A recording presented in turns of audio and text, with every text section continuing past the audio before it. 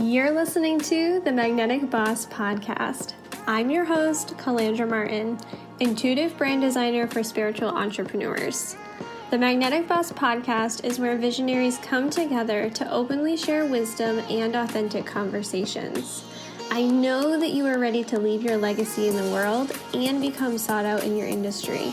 I also know that you are sick and tired of getting overlooked. You're ready to have a magnetic business. I'm here to help you create your magnetic brand. It's my mission to help you show up confidently with a professional, irresistible online presence. If you're in this for the long game and all in on the big vision you have for your business, let's dive in. Welcome back to the Magnetic Boss Podcast. Today I am joined by Noelle Federico. She is a business growth strategist, educator, and the founder of Fortunato Partners Incorporated. For nearly 4 decades, she has helped entrepreneurs, executives, and organizations solve complex business challenges by changing the way they think about strategy, leadership, communication, and growth. She's known publicly as the working strategist, and Noelle has a rare ability to identify patterns, uncover blind spots, and simplify complicated business problems into practical, actionable solutions. Her work sits at the intersection of business strategy, human behavior, leadership, and personal development because she believes sustainable business growth begins with better thinking. Through executive advisory, education, writing, and her weekly show, Unbreakable Wisdom, Noelle helps people build stronger businesses, become confident decision makers, and create lives and careers aligned with their highest potential. I am so excited to connect with Noelle today. Noelle, thank you so much for being here today. Yeah, absolutely. My pleasure. Thanks for having me. Yeah. So before we dive into some of the juicy topics that we talked about before we started recording, I'd love for you to give our listeners who aren't familiar with you before a little bit about you and what you do in your business and who you support. Sure. So I support small business people, entrepreneurs, solopreneurs, and mid-level businesses. So you could say my sweet spot is anywhere from, let's say, $30,000 in revenue to probably 30 million.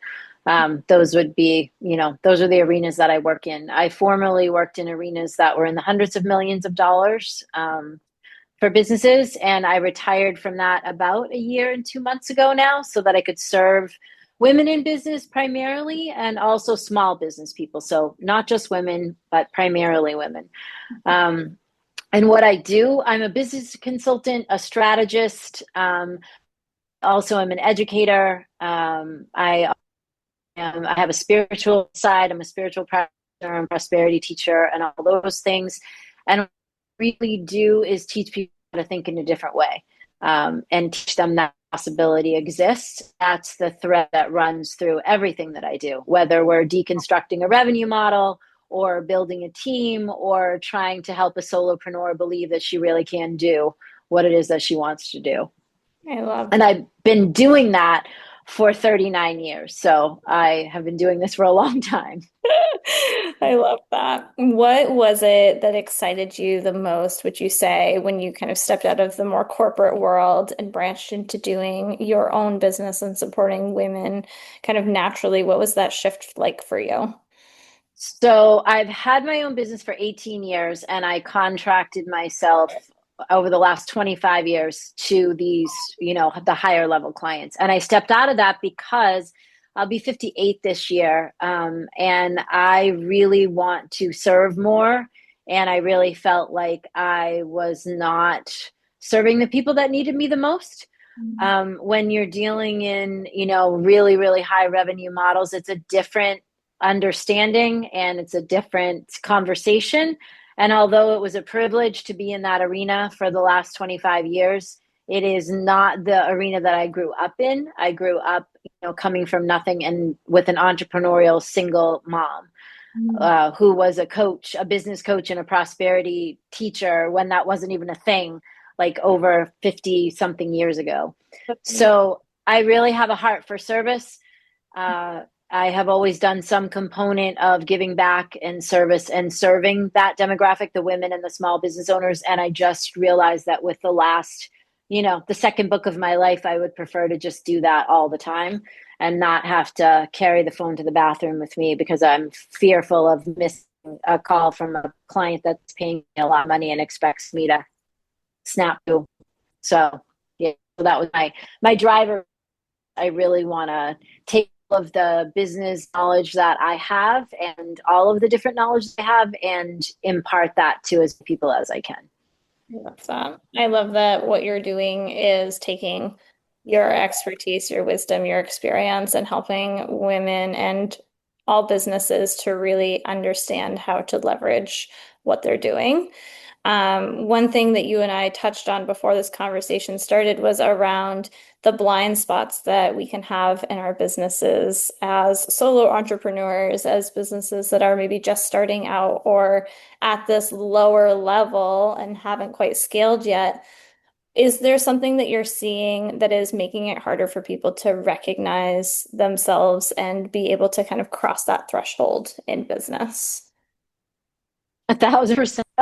I'd probably have dealt with 80 different women in a year Hmm. of doing this. And in everything, no matter whether their revenue was $5 million or $5,000 annually, the conversation underneath everything is something about self-worth. Hmm. They don't believe that they can do what it is that they want to do, believe that they're capable to go to the next level. They don't believe that they can do it, like even start it. Potentially there may be a corporate person, they want to start their own side hustle or start their own business. So there's that component. I know a lot of the women you work with are 50 plus now. That's a new, revenue generator for you. And that self-worth conversation still exists there, believe it or not. And even in the businesses that are 3 million, 5 million and up, it still exists there Yeah. with the founder. In somehow, in some way. And it also exists for the men, but interestingly enough, it exists more so for the women.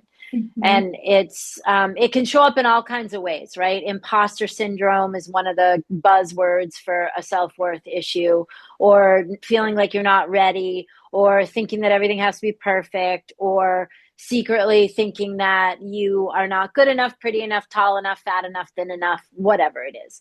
And until we can disengage the hook out of your mouth from those conversations are usually running insidiously underneath everything. And until we can recognize them, dig them out, and then get the hook out of your mouth, it doesn't matter how good your branding is or your marketing or what kind of revenue generation model you have or what you're selling, or it doesn't matter. Any of that doesn't matter if we can't get you to believe that you can do exactly what you want to do. 100%. I've seen that myself as well with women in business and around the branding piece, where a lot of times it can feel like, especially for women, that we're putting on like this mask when we're showing up, especially online. When what I have found is that if we get to the root of what we're here to do, what we're passionate about, what makes us unique and brilliant, then it doesn't feel like we're putting on a show. We are just Right. showing up more authentically. Do you find, especially with the women that you're working with, that there's something that allows them to kind of shift out of that mindset? What are some of the tools and strategies that you're using with your clients in that capacity? We use, well, number one, recognition, right? So discover it, go digging for it. Really, really go through a little bit of period of time or a week or two with a notebook where every time you are, you catch one of those conversations, write that down. And then, kind of looking at where did that originate? Because typically it originates from something in the past that occurred and you made a decision about that when it occurred. And then anything that smells like that or looks like that comes into the future, you are immediately revisiting that past, opinion of yourself, really is what it is. Or somebody told you, you couldn't, or you would never, or money doesn't grow on trees, or, whatever, pick something. There's many. So one of the tools is recognition. Another tool is substituting the old story for the new one. So really working to craft the new story and the new narrative and understanding that when this old one comes up, I need to consciously say no and substitute the new one. Mhm. Affirmation tools work well for that. I have a tool I call the index card tool where you write some affirmations, one on each index card, and use them like you used to use flashcards when you were little. So when, your monkey mind starts with the rhetoric that's not helpful, you just bombard yourself basically with that new narrative, right? And you do it as many times and as long as you need to. I have stacks of those things all around my house and office, so you can just pick them up and grab them, and that works well. Also, getting really clear about where you want to go, and what you want to call in and what you want to generate, and then what actions have to be taken to do that. So, transforming yourself into a new person and divesting yourself of old stories, it's a process. You have to first recognize what you need to leave behind. You then have to decide where you're going. And then you have to start working mentally toward where you are going. But then in here, in the messy middle, I listened to your podcast about that. And Mhm. you're right, the middle is messy. What's key in the middle is to be taking action steps and keep moving, because some people get in the middle, see that it's messy, and they give up and they're in despair because it's so messy and it seems so awful and they just can't get out of their own way. Mhm. So the trick there, I give people, my clients, a little dash. I say, make yourself a little dashboard that is like, these are the 10 things that no matter how bad I feel or how good I feel, these things are happening every day, 5 days a week. And that's my forward motion, right? And then on the days that I feel great, I do more. And the days where I feel really bad, I do the 10. And therefore, we never get to a place of complacency where we're not taking any forward motion. Yeah. Yeah, I think that's super important. And I think a conversation that I'm having a lot with women and that you've mentioned is this idea of perfectionism and like when I do this, then I will do that. Or when I achieve this, then I'll be able to do that. And it is really about that like messy, aligned action, the needle movers, the things that you're doing that are moving you towards the progress, but also allowing yourself to be imperfect in that and not have it all figured out or starting Right. before you're ready. The One of the ways I explain that to people is I say, imagine that you're in the middle, of a mud puddle, like, and you're really trying to get out. And every time you get up, you fall back down. And then you're getting really pissed and aggravated and annoyed, and you're getting dirty. And you're just so like, I want to get out of this. When you just sort of throw up your hands and sit back down and make a mud mask, and then I make mud pies, and then I'm like, I'm really just okay, I'm in it, I'm going to enjoy it for what it is, and I'm going to see what can I do in it to have some fun. Because you and I both know that someone's energy is their attraction point. So no matter what level of business they're in, it's their energetic set point that's going to pull the next experience to them. So we always want to be encouraging people to reach for that next higher emotion, that next higher feeling. And when you're in the middle of a shit pit and it's messy and it's yucky, if you simply embrace it, right? Because embracing is different than saying, okay, I'm just here and I'm going to be here forever. No, embracing it means what is, and what isn't. So let me just sit here and enjoy that and do what I can with what I have, Yeah. and then I'll move forward, right? And then eventually it'll stop raining and it'll dry up and I'll get out of here. Yeah. And that really helps people, because what we resist persists. So when we're actively fighting against that messy middle part, or waiting to be perfect, or waiting for the perfect moment to start a business, change a business, get married, have a baby, like whatever, there Mhm. is no perfect moment. And when we're busy waiting for the perfect moments, time is ticking by. And, our time here is short. So in my mind, it's, the best thing we can do is to coach, to take advantage of the moment and do what they can with what they have, right? And I know you do that in all of your work with people too. Seize the moment, because there is no perfect. No. Uh, yeah. Yeah, I love that you're speaking to like having fun in the process and enjoying the process because I do find with women especially, we are nurturers, we're providers, we're helping people all the time. And it can be easy to get outside of ourselves and not recognize where we're lit up, what's bringing us the energy. And in turn, that is the thing that is attracting people into our businesses and helping us move the Right. needle forward in our businesses. Um, so I think with this idea of perfectionism, it is like the internal belief that maybe it's being disguised as a problem, but how can we reposition it as a blessing in disguise a lot of the time? Yeah, and I think honestly, I think like that perfectionism stuff is just a BS construct, right? It's like balance. It's like when people say, "Oh, have life work balance." There's no, Give me a I did break. an article a long time ago about that. Like there is no such thing. Hmm. It's a flow. It's Hmm. a flow of like sometimes it's business and sometimes I'm running throwing in a load of laundry and for those of you that have smaller kids, when Antonio was little, I was running and checking on him with the nanny and then coming back into my office and doing the next thing, right? So when we try to put ourselves in these tight constructs of it has to be perfect, or I have to have the perfect amount of balance, or I have to spend 3 hours doing this and 1 hour doing that and 2 hours doing that, you lose the joy also, Hmm. because the joy is in the moments and the moments are messy. Let's just face it, like business is messy, life is messy, and failure is a part of the thing, and hard is a part of the thing. And when we reframe all those concepts and understand that they aren't meant to harm us, I think we can lighten up about the whole thing and Yeah. have a little more fun. And then, of course, to your point, when we have more fun, we're raising our vibe and then we're attracting a better circumstance. Mhm. Yeah, 100%. Do you find that it is hard for people when they are kind of in that moment? Like this, what I've experienced and I'm seeing is that it's so important to have somebody that can reflect that back to you, that can see where you're in the messy middle, where you're keeping yourself stuck.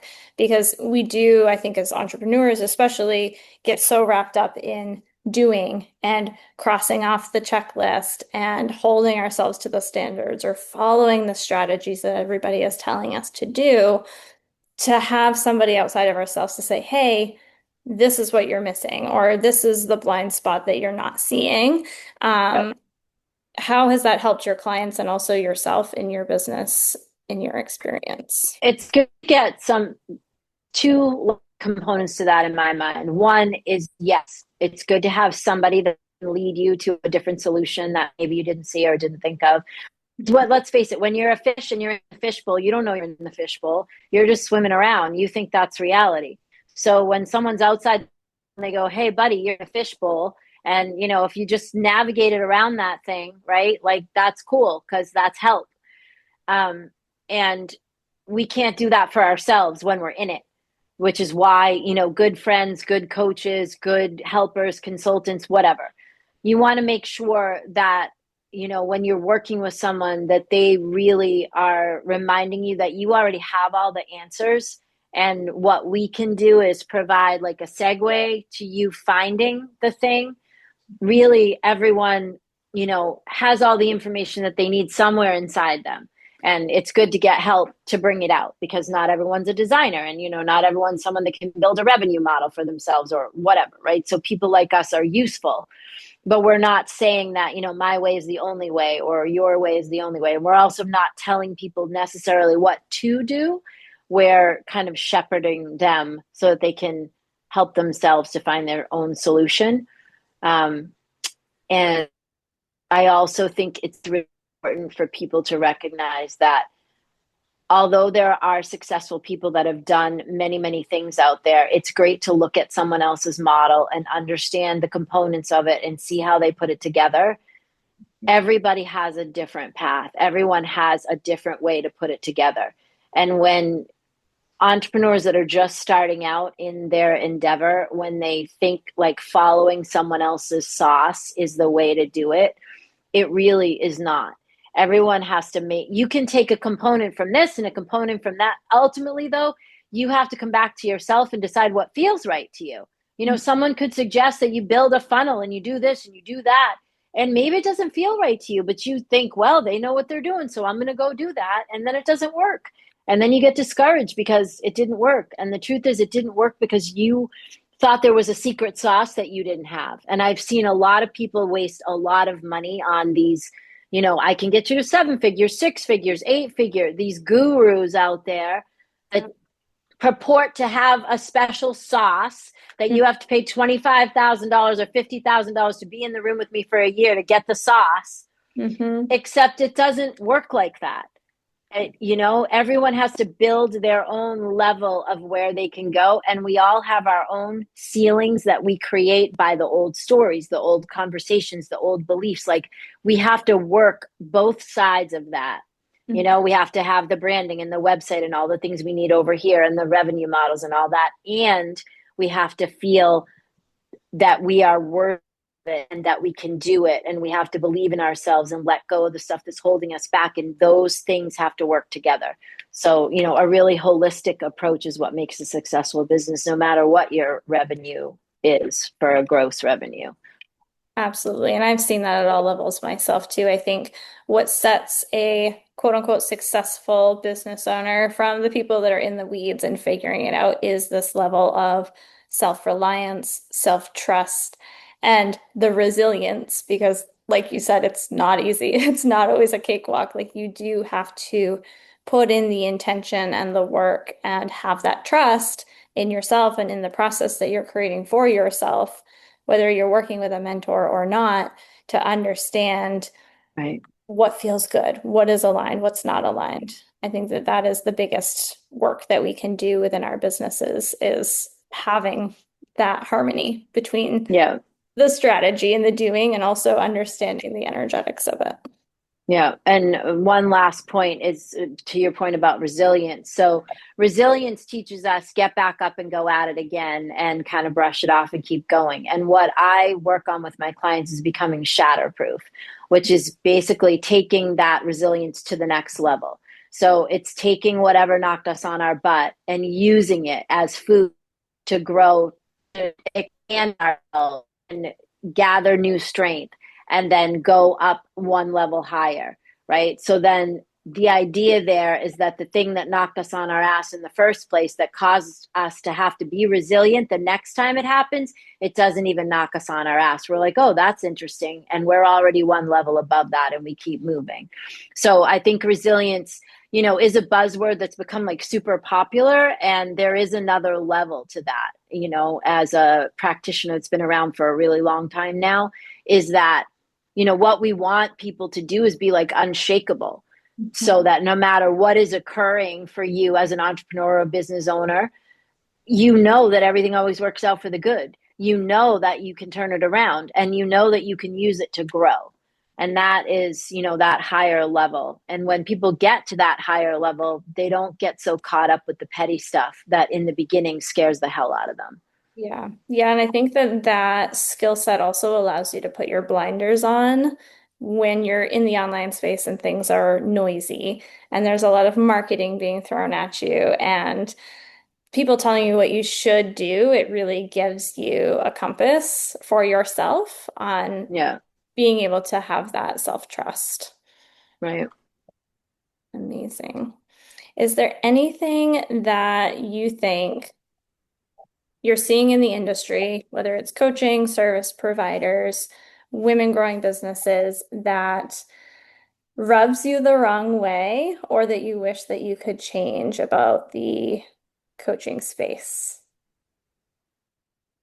So people would believe in the and I just want to have saying I am not someone that I have an online component to my business, of course, but I'm really like a one-on-one, either in person or on Zoom. So I don't have that typical, online business model. Um, I wish that people believed in themselves a little bit more, and people stop using AI content. And I wish that I think AI is a great as a helper. I think that all, how careful we get to think for us. because AI is such a great companion as an office assistant. I use it as such, and I'm all about that. However, duplicate your humanity, and your humanity is your differentiator. So if you are a person out there, whether you have an online business or an in-person business or a bricks and mortar business, you are the differentiator. And if you are not sharing you authentically, which I heard on some of your podcasts, you speaking about a lot, which is fantastic. Mhm. When people recognize their own magic and they own their own magic and they share that from their heart, there is absolutely no competition out there for them, because your unique thing is only you, and that's your differentiator. So I would love it if people just believed in themselves a little bit more and stop being afraid to put themselves out there, because to your point, and a point I also make, if you are not out there being you, then nobody can find you. And if you don't, Allie Call, who's a good friend of mine, says, stop hoarding your magic. If you are hoarding your magic and your wonderful ability to provide whatever service you provide, if you're not out there talking about it, how the hell are we going to find you to hire you? Yes. So, I would encourage people to stop hiding. Like the world, I was just teaching before I did this interview with you, and I was saying to them, like, the world needs, in case you all haven't noticed, the world needs a lot of help right now. Yeah. So whatever all of us can be doing to put good stuff out into the world that's authentic, coming from a place of wanting to serve, we need more of that all across the board. 100%. I couldn't agree with you more. Thank you for that. And I'm with you on all of those pieces. For our listeners, if they are fired up and they're excited about this conversation, where can they find you, get connected with you, and hear more of your wisdom? You can find me on Instagram and Facebook under The Working Strategist, so at The Working Strategist. And you can find me on LinkedIn under Noelle Federico. And those are probably the best places. The website is fortunatopartners.com, but that's really sort of that higher level, clientele. So I think the listeners that we have here would be more interested in the show, which is a free thing that happens every week. And you can find all that at the Working Strategist on Facebook and Instagram. It's a pretty big following on under that name on those pages. So Amazing. I will put all of that in the episode show notes. And thank you so much for being here. This was such a good conversation. And I think the more that women and business owners can really step into recognizing their magic, recognizing their brilliance, and taking that action and really moving toward what they desire, the world will become a better place. 100% agree. Thanks for having me. Amazing. Thank you. Thank you so much for tuning in today. If you enjoyed this episode, please subscribe wherever you are listening so you never miss a beat. For episode show notes, visit calandramartin.com/podcast. Your iTunes reviews and your sharing of the show helps us reach more magnetic bosses just like you. Until next time.